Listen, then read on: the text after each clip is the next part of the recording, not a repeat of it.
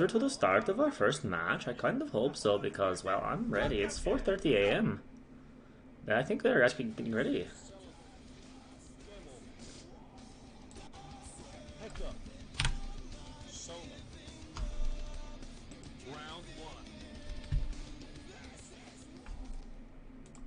GGMO versus Soma. Round 1. Here we go. Here we go. Alright, so spawning in the top left-hand corner of Neo-Nazi map, otherwise known as Sniper Ridge, we have GGMO. And in the top right-hand corner, as the green Zerg, we have PicUp's ZJD, apparently Soma. Oh, these guys are a little bit loud in my ear right now. Gotta turn them down just a bit. Gotta turn them down just a bit. Oh, so Gestalt saying Toss Girl has 2 games. Yeah, and that's what Cadenza was complaining about. Cadenza says she got, like, hammered in the standings because they said Toss Girl was, like, they didn't slaughter in at, like, a high ELO. She started at, like, default. So Cadenza said she lost, like, major points for that 0-2 against Toss Girl. And that killed her. And actually, I don't know if this is this the actual direction of the swastika, or is it, like, reversed? Because if it is, that's kind of funny, and it definitely does look like a, a Nazi map. Bets, I don't know, GGMO, man. He's neither player are noted for particular strengths, but let's face it, GGMO is ex-pro gamer. I mean, they're seeing the stats here for GGMO in his pro career. You can see he was pretty mediocre, but Soma is an amateur player, so usually I don't favor those kind of players. Soma looks like he has, like, holy shit, that's a lot of games. My god, I mean, that's obviously taking from, like, amateur days and, like, all kinds of, like, you know, just Korean smaller matches and stuff, like, not tournaments, but that is a boatload of games. Of course, I guess when you consider that these guys are pro gamers that have been playing for 5 to 10, 15, 20 years, if you consider how many games they actually probably play per day, I'm sure that's not very significant. Let's say you're a pro gamer, you average 20 games a day, which probably is on the light side, because that would average about 15 minutes, that would be about 5 hours, probably more than that. But let's say you do 20 games a day. Doing a little bit of math, that's like 6,000 games a year. Over 10 years, you'd be about 60,000 BroodWar games. So 1,500 would be only a small sample size, but it looks like an absolute boatload when you see it displayed like that on these stats. So taking a look at the game, we see that both players have opted for expansions, and both have their pool and gas, so looking pretty normal here. It appears to be a 12 hatch there from both players. Click on the gases pools. I think it was 12 hatch. I was too busy being mesmerized by 15,000 games sample size for Soma. That's almost too big of a sample size. Alright, looks like mirror builds. Yeah, gas is done for both players. So we're going to have a skill-based CVZ, as I jokingly like to call it. Mirror build, so it all comes down to who plays their build better. No one gets to have a build order advantage. Or at least a very subtle one. I mean, I guess what you do in terms of initially how many lings you make, I mean, obviously you're going to make 6, but beyond that, and what you get first, you know, those kind of things, they don't get to be in each other's base and decide off that. We can see, though, that GGMO has apparently gone for speed first, so there is a build discrepancy already. GGMO looking to do some ling pressure, or just prepare defensively, because he's seen the Overlord, whereas Soma is just like, you know what? I don't care if you're like 9 full speeding me, I'm just going to die, but I'm going to get my lair out. I'm going to get fast meta and just trust that it'll work. So GGMO will have this window here where he has ling speed and Soma does not, but it'll be a pretty short window. It will be interesting to see if, upon scouting the build, if he tries to do anything with that or not. But in comes GGMO here, and he is quickly turning his lings around, so we're good there. We got 8 versus 8, so Soma's sitting comfortable. Shouldn't have any real ling action until GGMO's speed kicks in, at least at a minimum. And GGMO sending a drone to the natural here. That's interesting. I wonder what he intends. Is he going to take the gas really fast, or just going to mine one? Does he? Maybe he has one drone too many for minerals, in which case he's just being efficient. And it looks like Soma is just arcing his lings up here at the natural. Not a bad decision since he did not rush out speed. You can see the official volume settings for BroodWar by the commentators. If you've ever wondered what setting they use to optimize it for them, now you know. it's like 4 clicks for game sounds and 3 clicks for music. And alright, so GG Ammo has speed. I don't know if Soma quite has speed. It looks like he does. So GG Ammo here, just going to come in here and try to massage these lings. I think find an opening. I doubt he's going to commit to a fight, but if he can slip a few lings in, he might go for that. And it looks like both players have been continuing ling production pretty evenly. Alright, so GG Ammo's running in, but Soma has a much better arc. As long as Soma's made a well, all of a sudden GG Ammo has a better arc, but Soma has made equal numbers of lings, so GG Ammo, or Soma's going to be fine here. And holds that the better initial arc for Soma, proving to be a little too powerful, especially because he had made constant lings, so no ling advantage for GG Ammo. He was not able to exploit some sort of timing where Soma had gone for mutas and started cutting lings. And it looks like a few more lings here are popping for Soma, and GG Ammo is committing pretty heavily to Zerglings of his own, but we did see that that tech is pretty much done for Soma, so he has the option to make the switch whenever he wants to. And GG Ammo just kind of probing in there, but there's just not much of a window right now. We see the Spire's done, but are there Muta in production yet? I don't know. If there are, that will be a larva or two that Soma has not spent in lings and might give GG Ammo a subtle ling advantage. Now Muta is out. GG Ammo does appear to have more lings, and he's got a much better arc here, so GG Ammo should take this fight, but it can be a little weird, and there is some Muta damage bouncing in there from Soma. And it looks like GG Ammo is going to narrowly take this fight and more reinforcements. So now it's a question of drones and drone kills. Now there's no lings out and only 2 mutas, so these lings are going to die pretty slowly, and there are no lings or sunkens to glitch out the AI. So GG Ammo ought to get a few ling kills out of this, but it looks like the drill was pretty good, and I think that's only 1 drone trying to judge from the blood there at that main base, and a few Scourge, more than a few Scourge, quite a few Scourge are on the way for GG Ammo, so Soma is going to need Chris Micro, but this is going to be an annoying situation because GG Ammo, the Muta count is low, GG Ammo can throw the Scourge at Soma, Muta have to run, and then you have to be microing Muta against Scourge, which we all know that requires almost 100% focus, which makes it viciously hard to run your drones while dealing with the lings, but it looks like he's going to be able to get up and get some shots off on these lings just by the direction they're going. And GG Ammo is forced to turn around, and, well, the game is looking pretty good for Soma right now. GG Ammo throwing down Desperate, Panic, Spore here in the main, but he's got to deal with, what is that, 4 or 5 Muta? Let's see how the micro is. Okay, a bit sloppy there. Soma does lose a Muta. So those Scourge are connecting. That is 4 Muta left over, and whoa, GG Ammo is kind of, I think, falling apart mechanically. I don't think he's intending to bring 2 drones to make sunken colonies. Now, he might have enough to defend, but look how bad his economy is looking. Now, we've got a few pairs of links coming across for GG Ammo. Let's see if Soma can micro these Scourge down a little better. GG Ammo is actually Muta countering, so this is going to be interesting. Soma is going to lose most of his drones, and as is GG Ammo.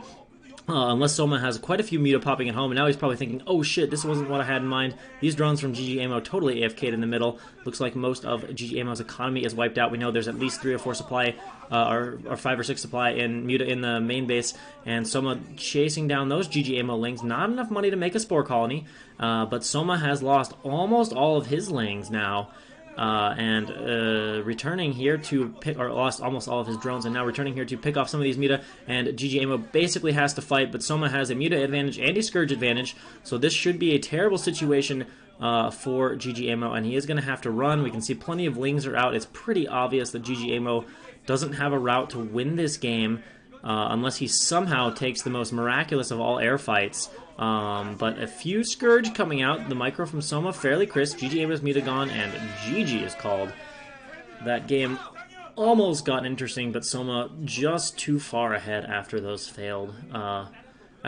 Kind of ling. It just feels weird to say all-in ZVZ, but after those sort of lingy all-ins had failed.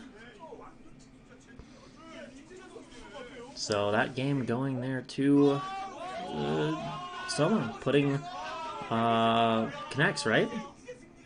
No, PicUP. Ah, wow. Putting, holy APM Batman, that is a lot of clicking. That is a lot of clicking. 441 APM.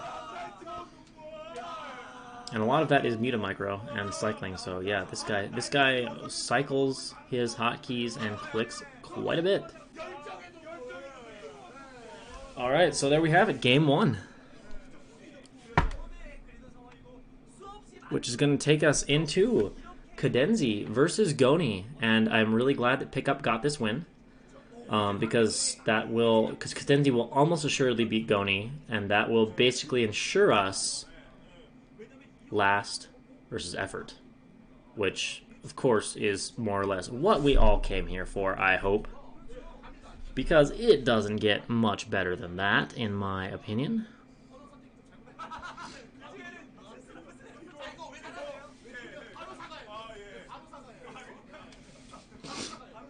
So now we're going to have our little break between the next game.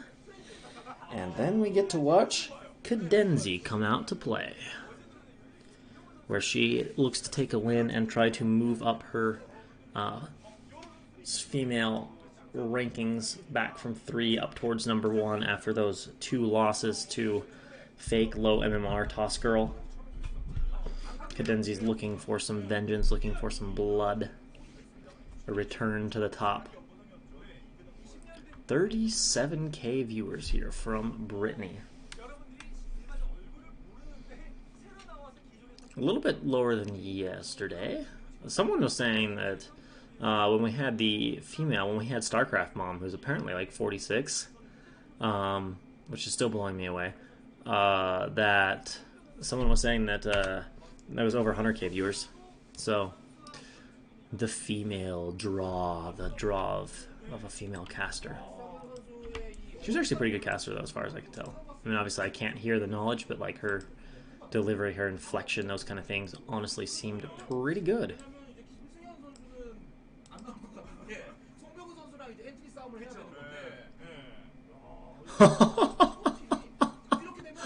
Oh man. Alright, so spoilers from yesterday. If you guys didn't watch yesterday, then cover your ears. You've been warned. But after that game, apparently people were joking that Rush earned the nickname Bisu Maker for making F-tier Protosses look amazing. Which is also a pretty savage diss to Tyson. But it's pretty brutal for poor Rush. That hidden base got work done for Tyson. Let's be real though. The power of the hidden base.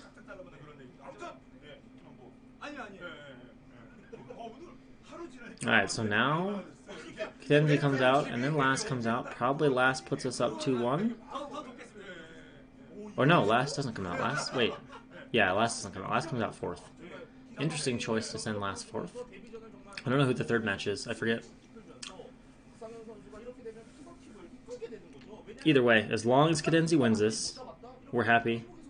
We're in parity. We're in harmony. We get Last versus effort, which is, you know, all I need.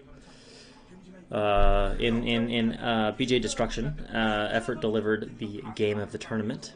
Although Cadenza's game against, I can't even remember who, but Cadenza's CVC was a tight second. But Last game delivered that.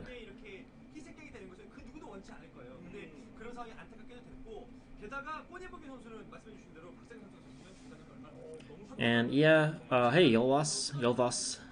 Is it Yolwas or is it Yolvas? Like where are you from, or what's your name generated from? Alright, so Yolvas was able to take advantage of the spoiler warning, and I think we're going into our next game. PicUP, Gony. Round 2. I like Cadenza's little "come on" gesture. Come on. Come get some. Alright, so we have Cadenza versus Gony.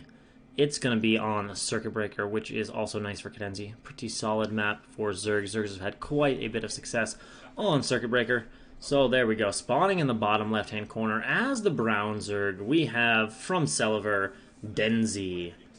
And in the bottom right-hand corner as the red Protoss from PicUP, we have Gony. Yolvas means tiger. Ooh, that's why it sounds cool. Okay, I really like tigers, to be honest. So, your name always sounded cool, it always sounded fun to say, and now it turns out that it actually stands for something cool too. Nice. Alright, so, let's see what Cadenza wants to do as far as builds. We know Cadenza often plays aggressive. I would say she trends that way compared to Macro. She is more of a True Touch or an Eon Zerg than she is like a heavy macro Zerg. I'm trying to think. I'm probably forgetting someone and sounding stupid, but do we have like a super heavy macro-oriented Zerg in our scene right now? I'm not sure. I hope I'm not just totally like blanking out on somebody. But yeah. But I feel pretty confident for Cadenza in this matchup. She is certainly the favored player by a wide margin. Look at that win rate versus Gony. She's never lost. And her general win rate is 70%. Her win rate versus Protoss on this map is 100%. Her win rate on this map in general is 70%. Those are some pretty damn good stats, particularly versus Gony, 7-0. Safe to say that Denzi owns Gony, and hopefully we'll continue that trend here. Gony is going to unleash the Gate Expand. You can see Gony definitely struggles versus Zerg at a lifetime 38% win rate. Although, well, she's only got 2 games on the map, so that sample size is pretty meaningless. Alright, so out comes the... actually, that's a scouting drone for Cadenza, so no worries there. And the gateway coming up here for Gony. And now... so Gony is not paying attention. Wow, Cadenza is really spamming that APM savagely, rocking out a solid 95 APM. But she plays faster than that, so just taking it easy. And Gony doing a little bit of probe harass here, and should have a Zealot on the way in that gateway. Now, Cadenza has not seen this yet, but she will be seeing this in the next 5 seconds or so as that Overlord comes into range. Now we should see that drone spin around and return home. So yeah, Cadenza definitely knows about it now. She's like, oh, I've played against this before. I know what this is. The Lings are out for Cadenza, who has gone for Overpull, and just going to ignore the scouting probe. Oh, that's a lot of hits on the probe, and getting rid of that probe early on is really nice because... when it's brought with the Zealot, of course, comboed, 1 shot from the probe, 2 shots from the Zealots gets a kill, as opposed to 3 shots from the Zealot, and in the fight, that is a huge difference. And, Cadenza wants to add some stress here, so Cadenza is going to opt to run by, and she's got 4 Lings coming out, and now she's coming in from the surround from behind, and she's going to pick off the probe. Gony totally did not seem to expect that. Very slow reaction.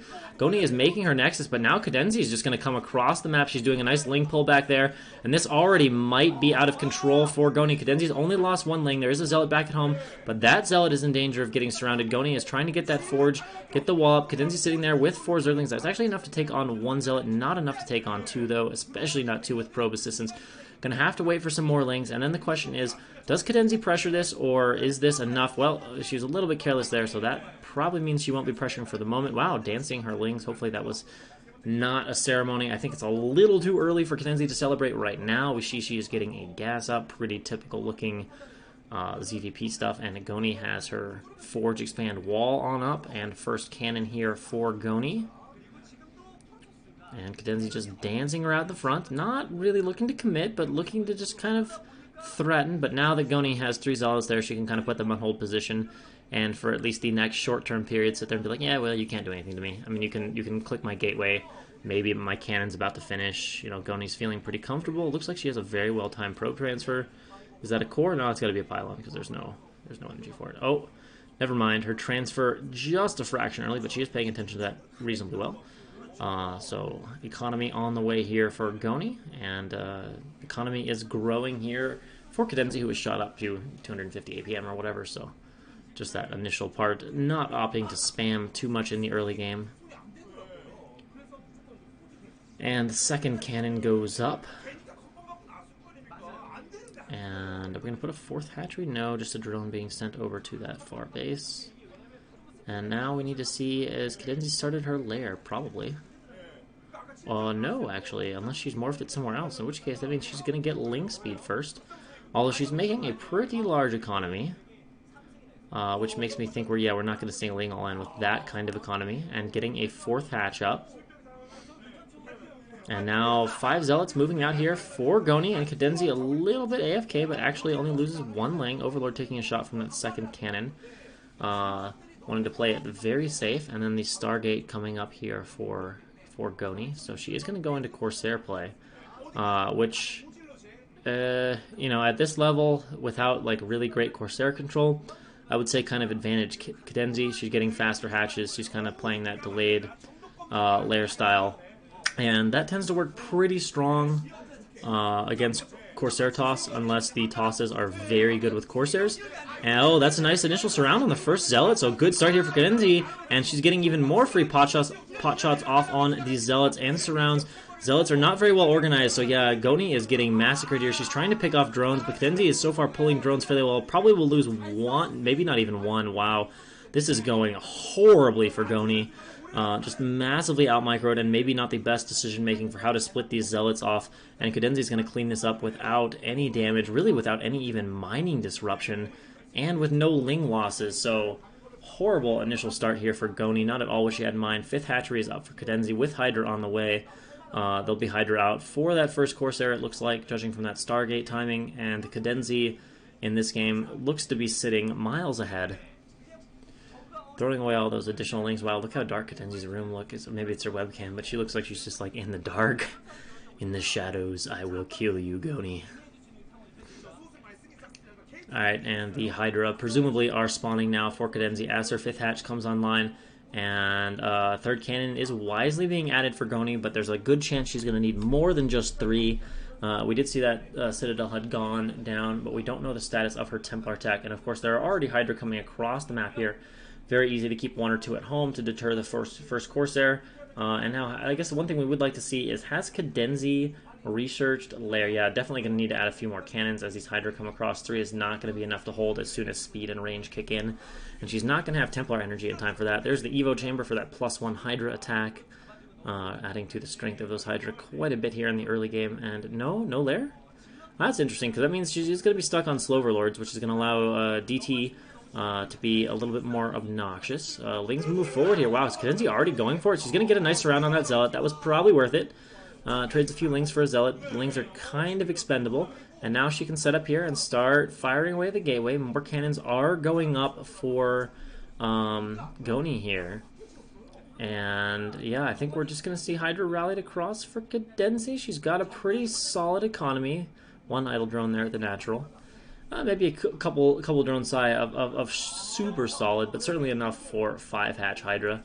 Oh, speed is done though, so Cadenza's actually going to have to pull back here for a little bit because she can't fight this unless she brings up quite a few more reinforcements.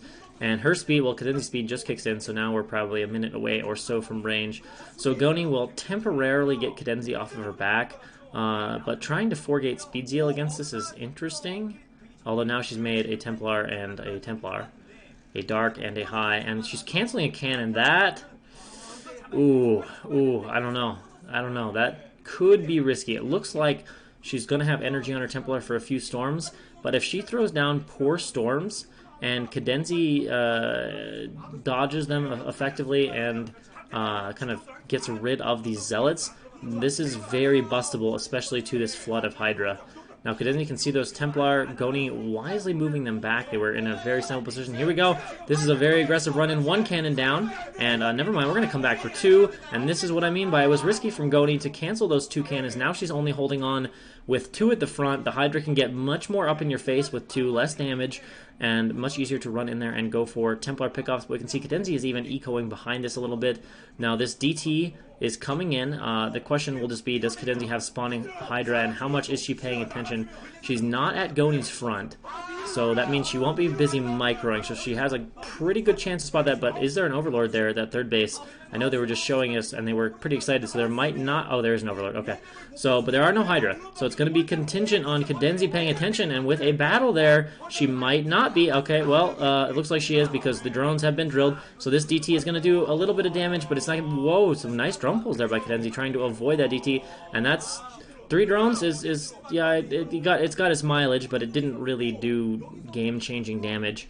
And Cadenza is still sitting pretty comfortable here, although Gony has gotten up an army, and we will be going into something of a macro game here. I think Gony is now at the point where she's not going to die. The threat of getting busted by Cadenza early on here should be over, barring a really colossal miss-micro where she gets all of her Templar picked off or something like that. But yeah, with this much Protoss on the field, Cadenza is not going to be attacking into the natural and winning the game. She might win later on. Gony is double forging, getting some good upgrades. This is a mistake for Gony. with any sort of decent... Well, okay, never mind. Now it's going to be okay from Gony because she actually gets across the bridges. Let's see how... Well, she's going to run away, though. She's going to take some heavy losses from that. Pretty good storm there. That's not a bad way to deter the Hydra, but she does take quite a few damage on about a half control group of her units. And it looks like we saw in her main base, which is up to what? Probably 8 gateways. I think I see 4, 3, and then 1 at the natural, although that might have died. So she's on 7 or 8 gateways. So a pretty aggressive Protoss play here. Of course, Cadenza's on 3 bases, so you can afford to stay as a 2-base toss for a little bit longer and be just fine. It's not the same. This would be very timing-oriented, kind of quasi all-in if Cadenza was on 4-base and playing for Hive or 4-hatch or 4-base, like 8-9 hatch mid-game layer mass. But being played as is, yeah, you know, Gony will need to expand reasonably soon. Particularly with, ooh, this is actually going to start to get annoying, though, because, well, we're dealing with lurkers. And once those lurkers burrow on the high ground pod, or, heaven forbid, in front of the bridges, that is pretty hard to get across. So I hope, for Gony's sake, we have a Robo at the very least. Okay, we have Robo and Ob, so that's not so bad for her. But now that with Cadenza has these lurkers, she's getting a free contain. And it will come down to Gony's lurker skills, and Cadenza is going to take a 4th base from behind this, which makes sense. She's definitely going to need it. And then we'll see what Gony does, because Gony is also lacking that base. So you can certainly swing over here. Yeah, she's probably going to come swing over here, put down a base, and then move out across the bridges. Oh, if she goes down the bottom route, though, that could be so scary for Cadenza. I don't think she's going to do that, but you never know. Cadenza does not know about this. Okay, she's going to maybe see it. Alright, well now she's going to know the army is there. She knows where the army is sitting. Will that provoke a response from her? Oh, it better. Okay, so this is going to get weird. This is going to get weird, guys. Cadenza is not seeing it yet. Okay, she's moving a few Hydra in. And they'll do a little bit of damage. They'll be annoying from behind. They're going to pick off a few Protoss units. But Cadenza is going to realize what's happening. And that is going to allow her to try and deal with this. But there's absolutely zero defense here. So this game is going to get wild. And Gony does have the initial advantage, but are there obs with the army? There's only 1, so that could be a big deal here. But now it's actually Gony that controls the bridges, and if Cadenza gets impatient here, this could go very, very poorly for her, and she's eating a lot of damage at the bridges right now, and I'm actually quite a bit worried for her. The storms at the natural have been massive so far, and lots of units pouring in here for Cadenza, but how many storms are left for Gony? Those Hydra are cleaning up the Dragoons just fine in the back. If there's a few Lurker left, it looks like it's going to be okay. I don't think she has that many more storms left, but she is doing damage to Cadenza. She's not expanding behind this. Lots of reinforcements. There's a Lurker down. The Zealots do pick that up, and a big storm goes off. Are there going to be too many units here for Cadenza to deal with? It's hard to say. That is a pretty big Zealot reinforcement. This is starting to look a little bit out of control here. Gony's army movement just seemed to catch Cadenza a little too off guard. She might be able to defend, particularly if she can snipe the obs, but Gony has done a lot of damage. Cadenza is going to be losing plenty of stuff in her main. It looks like she might be transitioning Muta. I don't know if she has that Spire. It could just be for eventual Scourge. Unfortunately, there is another obs here, and I just don't know if there's enough economy, especially with the loss of the Hydra Den. I think Gony has pulled an upset here with that army movement. We'll wait and see, but there's only going to be Ling Flood. She could maybe make some Lurkers here, but it's not looking good. One Lurker burrowed over here out in front, but the lair is going down. The entire main base is down. You can see from the facial expression of Cadenza, she is not at all happy about how this has turned out at all. She realizes that she's probably dead here. She's bringing in the Lurkers. She's trying to clean this out, but Gony is wisely microing back with the Zealots, moving out of range, just continuing to flood. Nothing but speed lots here, and with the obs, she can pick these off. And there's just not enough units here for Cadenza. Okay, well, the Muta are popping. There are some Muta popping. That will be... I mean, that's one way, maybe. I mean, I think Gony's looks solid enough that she's not really going to die to anything unexpected here.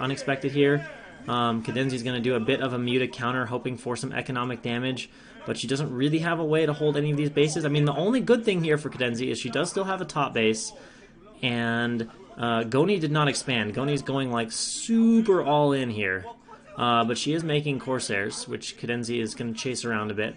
And Cadenza does have quite a few Muta out now. That's... Oh, no, she's not watching those, though. So a storm goes off on that. That would have been really nice. If she could have had a flock of 11 or 12, that could have killed a lot of probes. But losing 4 or 5 there is not great. And like I said, the only thing that possibly gives Cadenza hope here although it's pretty questionable because that's just so many speed lots. Like, mutas don't kill speed lots that fast. And there's a huge goon reinforcement. It's just really unlikely to be enough.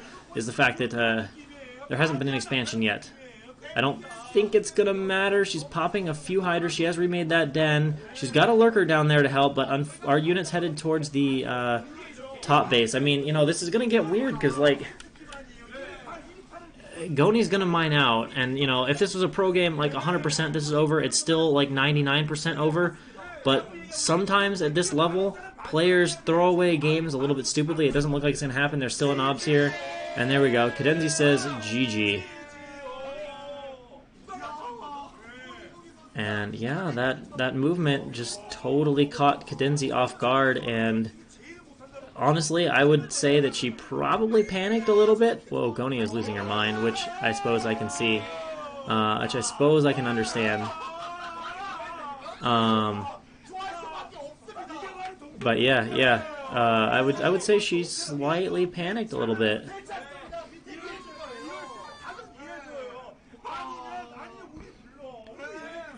Because, you know, she was out of position for that attack, and she just, you know, attacking across bridges is never going to work.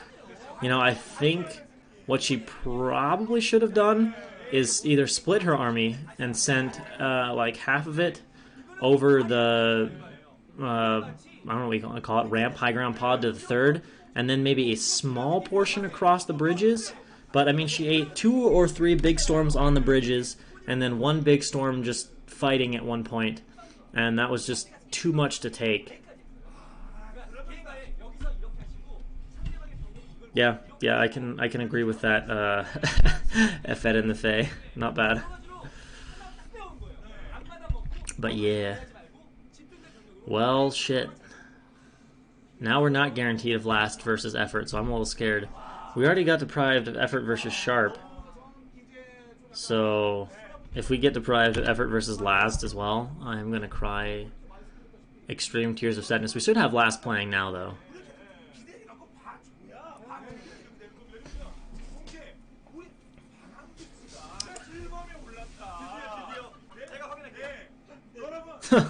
Tanya.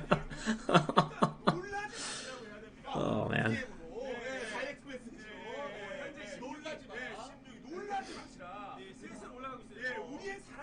Yeah, Cadenza's probably pretty disappointed on that one, I'm sure. That was a bit of a rough loss. Just like I said, just caught off guard. I mean, she was in a fine position. You know, she even almost had the contain set up. I think she just didn't expect Gony to run that way, and didn't quite get back in time to defend. I wonder, I'm still kind of doubting it given how many units were there, but I wonder if she could have defended if that last storm that killed like 8 Hydra if she had been able to dodge that. I'm not sure that would have been enough to change the outcome, but it might have helped. But you know, yeah, she probably should have just countered or done something like that at that point. But you know, it's hard to react in that moment. I mean, you know, none of us are as strong. Well, maybe a couple people watching this are, but you know, she's at over 2K MMR, which is certainly better than I am. So I can't criticize. But it's hard to react to that kind of stuff when all of a sudden it's just the game is flipped. Like I mean, think about where she was. She was outside the bridges, outside the high ground pod. Gony doesn't have a third. Cadenza's taking her 4th. She's got lurkers out. She's basically got this strong contain. The game feels great from her perspective. You know, she's got a beefy army. She had like almost a control group of lurkers, 3 groups of Hydra. Like, that feels really comfortable against Protoss, especially when you've got position in good spots. And then you see the army and you're like, okay, I know where it is. And then all of a sudden the army does something unexpected. And then you realize, oh, freak, I'm totally out of position, and the game just flips. But yeah, base trade is usually pretty good for Zerg. So yeah, like, you know, unless Gony was super smart, and it's unlikely that she would even have the option to do that, and left like 3 Templar back at home, if there's a counter, Cadenza's army, if Cadenza counters, there's a pretty good chance Gony like runs around and comes right back. because people don't really like getting countered. But even if she goes for it, then Cadenza's going to break the natural, basically shut down the mining. She can leave a few lurkers and contain the natural, and then she can just put everything into defending like her 4th on the high ground or defending her 3rd or whatever, and easily live, and then it's a huge advantage for Zerg. Like, Zerg usually does better in base trade situations.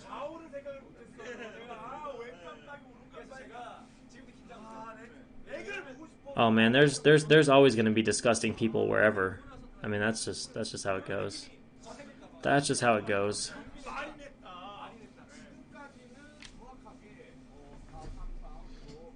I think that goes no matter. Like, I'm honestly, but I'm not famous enough to have that kind of thing. Cadenza's probably got several K viewers, but I've never really had anybody be toxic or even really mean to me, honestly, in chat. So, but pretty much, if you're well known enough, anybody's gonna get that kind of bullshit.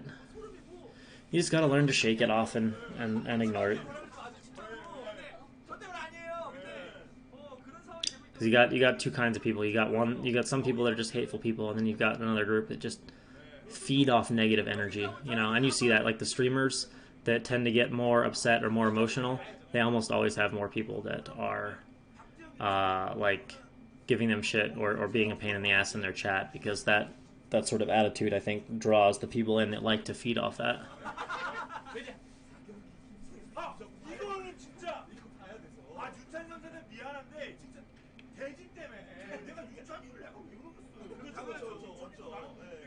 Yeah, it's good. It's good to be affected by results, as long as you have the right mindset and don't let it like shake you up too bad. Like, it's one thing. Like, obviously, when you lose, when something goes wrong, like, you're gonna be pissed in the moment. That's normal. Whatever. You're gonna think about it and you're gonna be like, God damn it, I fucked that up. Shit, I can't believe I did that. What? You know, you're gonna have that, and then you just recover from it. And if you have like a competitive spirit, you're like, ooh, I didn't like that. I'm not gonna let that happen again. And then you practice really hard, and then you're back.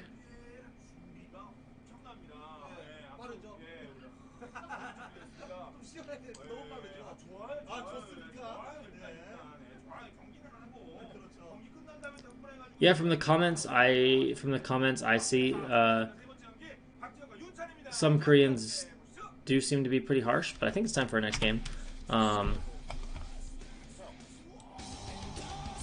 Heads up. Long. Round 3. Whoa. Oh yeah, never mind. Oh man, we might get deprived of. Yuck, please don't yuck yourself. Please. We haven't gotten an effort game yet. If we get deprived of another effort game, I'm gonna be so sad. So I'm hardcore rooting for Huck. Yuck. Sorry guys. Yuck needs to win. Mong, I actually love you, but fuck Mong for this game. Censored by TL. Ooh, savage. Alright, so here we go. In the bottom right-hand position, of course, we have Yuck. And in the bottom left-hand position, desperately needing to lose the game in any way possible, is Mong. Is he still sexist? Who is he? Mong? Is Mong sexist? I have no idea.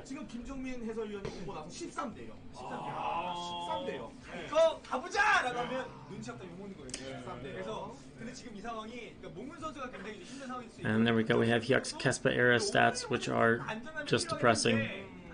Just depressing, but Yuck did have a habit of, you know, there was the whole Yuck thing. There's a reason why there was a verb yucking, or to get yucked.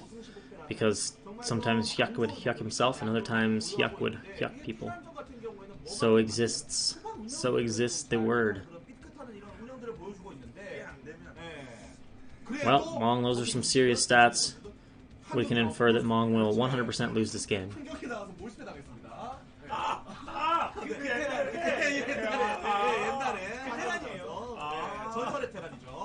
Alright, so Mong is going to throw down a barracks. And SCV here on the way. No surprises.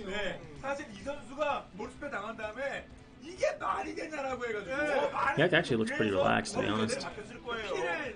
Looks pretty relaxed, looks pretty chill.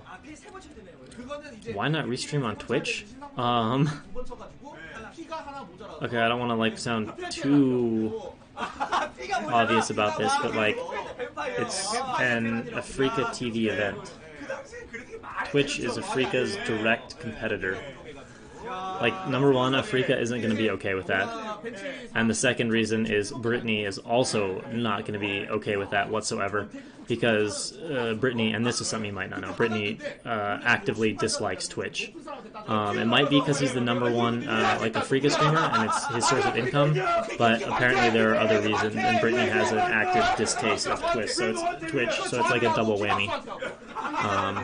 You know, Africa's the sponsor for the event. They want their event streamed on their platform. They're generous enough to allow the VODs to be uploaded to YouTube, which is nice because that's actually owned by YouTube, which has a partnership, or Google, which has a partnership with Twitch and stuff. But yeah, as an Africa event, Twitch is not going to be the acceptable streaming platform for the event.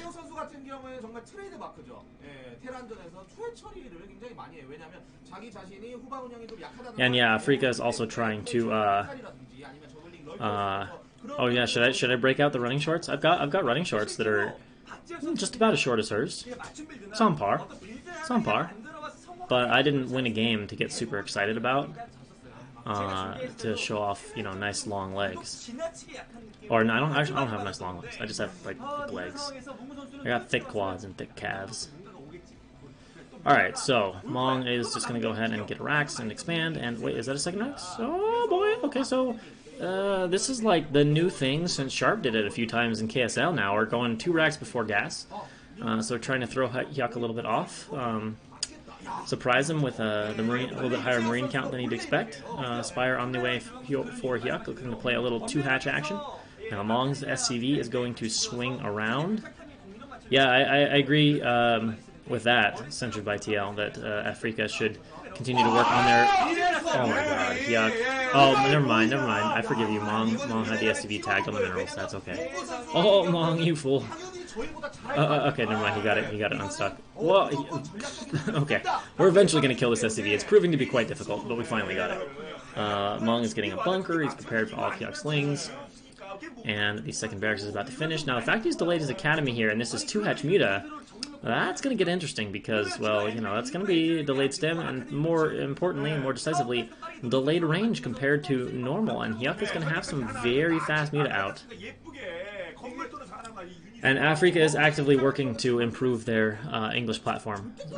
So I think we're going to continue to see improvements from them as they continue to work on the foreign scene. And I will say they have been incredibly... Oh, this could be scary. Yuck is running in with a bunch of lings. And this... Oh, but Mong's blocking is pretty damn good. And a pretty quick reaction here. Now, is he going to go for the bunker? No. So Yuck is being kind of unimpressive here with all of these lings. And he has made more, so he's playing this very all-in. Unfortunately, Yuck did not thin the marine count that much. Mong's reactions and his SCVs, I think it was kind of by chance, but his SCVs were very well placed and really disrupted that attack by Yuck.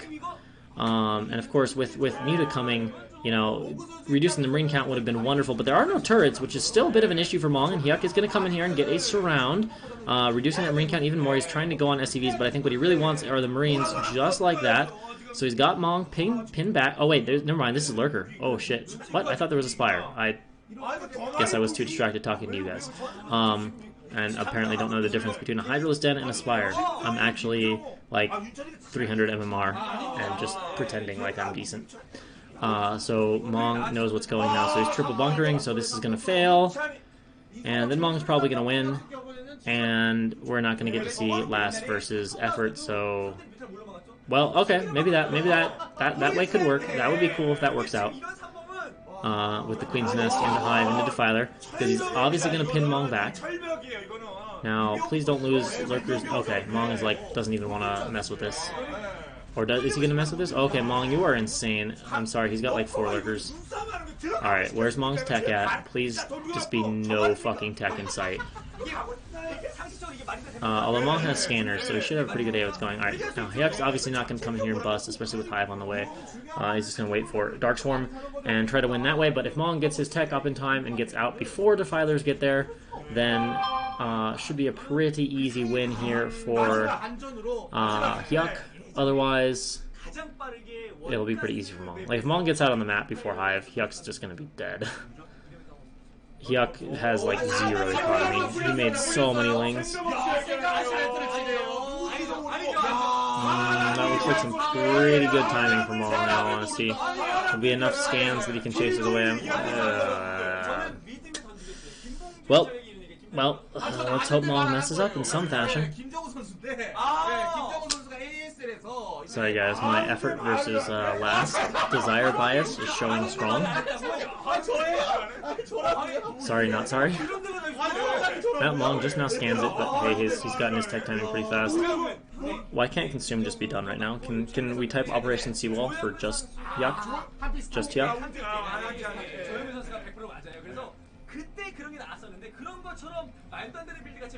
Alright, so we got the 4 lurkers just sitting there with a 5th and 6th on the way, but what matters is why are you getting a Spire? Oh, try to snipe the vessel? I don't know. Maybe there's enough gas for that. Okay, he's stacking the lurkers, which is kind of cute against vessels, but it's not very cute against tanks, and I feel like Mong is going to have to make a tank. He's not going to have... yeah, there we go. Because he's going to have enough vessel mass to break out, right? If he was going to break out with just vessels, he'd have to have enough vessel mass to break out. And there's no way he's getting enough vessel mass to break out lurkers that Yuck can reinforce in time. Yuck, no, you can't run in and get the tank. It's behind a wall. No. Alright, so Yuck's starting to reposition lurkers. He's just trying to buy time, but we're still a ways away from consume. This will be tight. I mean, we did see Effort beat Flash in a fashion similar to this. Unfortunately, that was Effort playing, and this is Yuck playing. Oh, and Mong is going to go for the drop. That is a clever idea. So if he shuts down this drop, though, with Aspire, I'm just going to call Yuck a base genius. But if the drop kills him, then I'm going to be sad. Oh! Chasing the tanks back. Nice job buying time, but the tank is sniped, or a lurker is sniped. And the dropship may or may not have been seen. I don't see a Spirit. Oh, okay. Oh, they're out of position. Oh, okay, drops in. Well, I hope there's something back at home, or Mong is doing this. Yes, Mong! Yes! Thank you for not dropping your shit down faster. But Mong is going to get out on the map, so Mong will probably win anyway. Even if the drop is shut down now that Yuck can't just swarm in the natural, this will allow Mong to get position on the map with a scary army and a massively better economy. And yeah, 4 lurkers is probably not going to do much. He's getting 1 or 2 snipe right down. Is the consume even done? No, it is not. So his lurkers are dying. Yuck is going to get GG'd out of this game. Okay, he's going to save one of his defilers, not the other. There it is. And, well, Seliver goes down. And that's a wrap. Freaking A. I just can't get to watch Effort play. I am so sad. I am so sad.